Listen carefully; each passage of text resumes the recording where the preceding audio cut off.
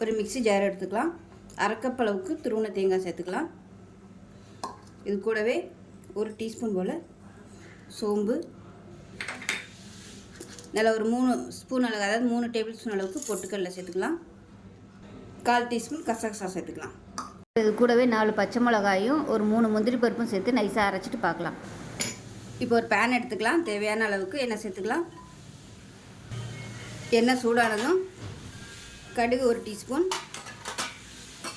உளுந்து 1 டீஸ்பூன், சோம்பு 1 டீஸ்பூன் சேர்த்துக்கலாம். இப்போ இது கூடவே பச்சை மிளகாயை 2ஆக கீறிட்டு சேர்த்துக்கலாம். அதோட நீளமாக நறுக்கின பெரிய வெங்காயம் 2 சேர்த்துக்கலாம்.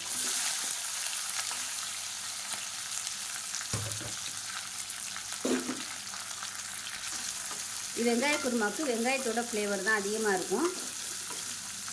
இன்னும் கூட நீங்கள் ஒரு வெங்காயம் பிடிக்கும்னா நீங்கள் இன்னும் ஒரு வெங்காயம் கூட நீங்கள் நீளமாக நறுக்கி சேர்த்துக்கலாம். 1 டேபிள் ஸ்பூன் இஞ்சி பூண்டு பேஸ்ட் சேர்த்துக்கலாம். வெங்காயம் ரொம்ப ப்ரௌனாக வதங்கணும்னு அவசியம் இல்லை. லேசாக கண்ணாடி பதம் வதங்கினா போதும். இப்போ இதில் மீடியம் சைஸாக ஒரு தக்காளி சேர்த்துக்கலாம். தக்காளி ரொம்ப வேணாம், இந்த அளவுக்கு சேர்த்திங்கன்னா போதும். தக்காளி இல்லாமையும் இந்த குருமா பண்ணலாம். தக்காளி சேர்த்திங்கன்னா லைட்டாக அந்த புளிப்பு டேஸ்ட் வேணுங்கிறவங்களுக்கு தக்காளி சேர்க்கும்போது நல்லாயிருக்கும்.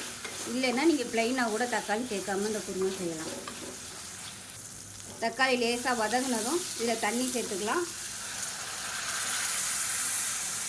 அதில் ஒரு 3 டம்ளர் அளவுக்கு தண்ணி சேர்த்துக்கலாம். இது கொதிக்கட்டும். இப்போ இதில் மஞ்சத்தூள் சேர்த்துக்கலாம். இப்போ ஒரு 4-5 இலை புதினா சேர்த்துக்கலாம். உங்களுக்கு எந்த ஃப்ளேவர் பிடிக்குமோ நீங்கள் அதை சேர்த்துக்கோங்க. இப்போ பாருங்கள், ஓரளவுக்கு நல்லா கொதிச்சிருச்சு. இப்போ நம்ம அரைச்சி வச்சுருக்க அந்த தேங்காய் பேஸ்ட்டை சேர்த்துக்கலாம். சேர்த்துட்டு ரொம்ப கொதிக்க விடணும்னு அவசியம் இல்லை. எல்லாம் ஒன்று சேர்ந்து வந்ததுக்கப்புறம் அமர்த்திடலாம். இப்போ மிக்ஸி அலசிட்டு தண்ணி சேர்த்துக்கலாம். இது நல்லா எல்லாத்தையும் கலந்து விட்டுடலாம். கலந்து விட்டுட்டு உப்பு சேர்த்துக்கலாம். உப்பு கொஞ்சமாக சேர்த்துக்கலாம். தண்ணி தேவைப்படுச்சுன்னா இன்னும் கூட நீங்கள் தண்ணி சேர்த்துக்கோங்க. ஏன்னா ரொம்ப கெட்டியாக வரும். மீடியமான ஃப்ளேமில் கொதிக்க விட்டுக்கோங்க.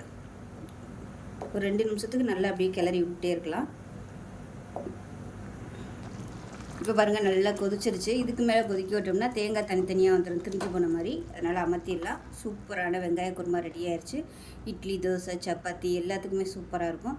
செஞ்சு பாருங்கள். செஞ்சு பார்த்துட்டு எப்படி இருந்துச்சுங்கிறத சொல்லுங்கள். வீடியோ பிடிச்சிச்சுன்னா லைக் பண்ணுங்கள், கமெண்ட் பண்ணுங்கள், சேனலை சப்ஸ்கிரைப் பண்ணுங்கள், பக்கத்தில் பெல் பட்டனை ப்ரெஸ் பண்ணுங்கள். நன்றி.